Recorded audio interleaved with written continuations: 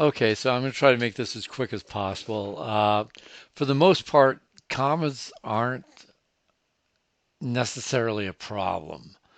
If you use or don't use a comma, most of the time it's not going to cause you any issues.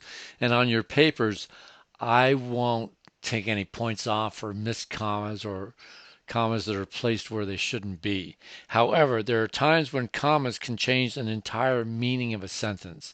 So let's say you're having Thanksgiving dinner at your grandparents' house and you're watching the game with your grandfather. You go into this kitchen to get a snack, and grandma says, "Go tell your grandpa that dinner's ready."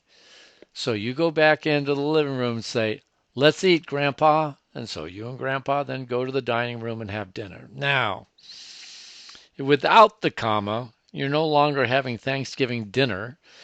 You're the Donner Party and you're stuck on in the Sierra Nevadas starving to death. And you figure, well, let's eat grandpa because he's the oldest and he's probably going to die first anyway. So there you go. The missing comma changes that sentence entirely. So this is why commas are important. You need to know how to use them in pairs. So listen items, you use commas to divide those.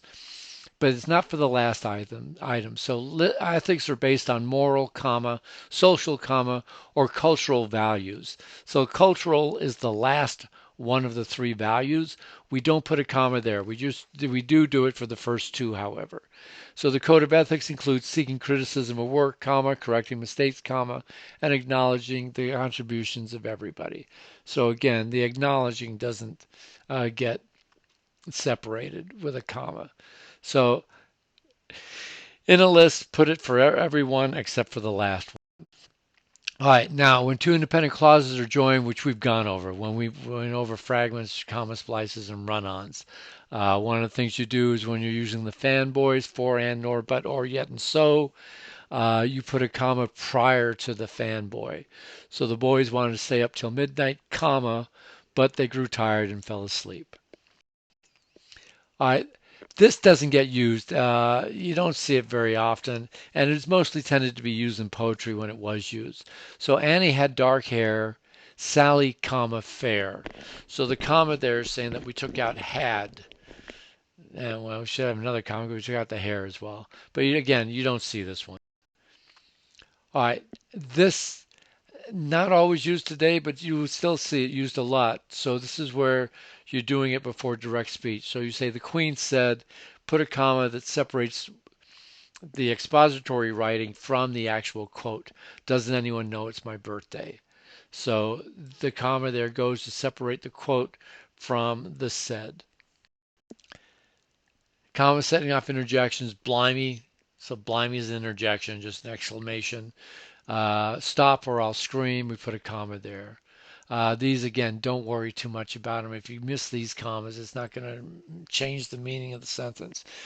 This is the one that matters the most, and it's the ones that in the grammar quiz you'll see the most of.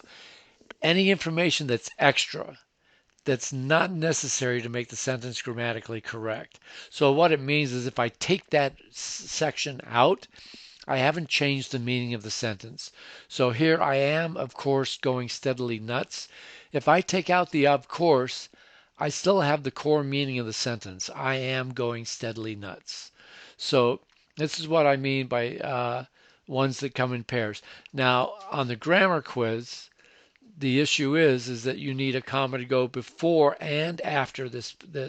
A lot of people tend to put it before and don't do it after the section that doesn't need to be in the sentence for it to make sense, or they do the opposite. But often it's they put in the first one, they forget the second one. Sometimes they forget the first one and put in the second one, but usually it's the other way around.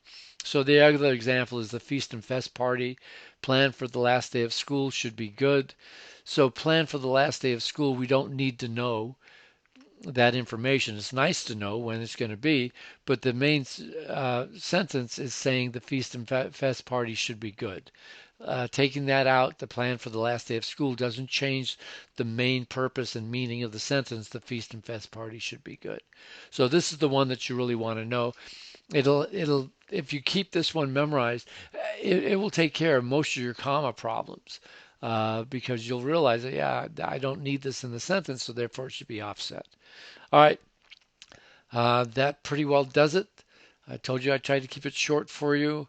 And that's going to be your last grammar quiz. It's going to be commas. So spend a little time looking this over.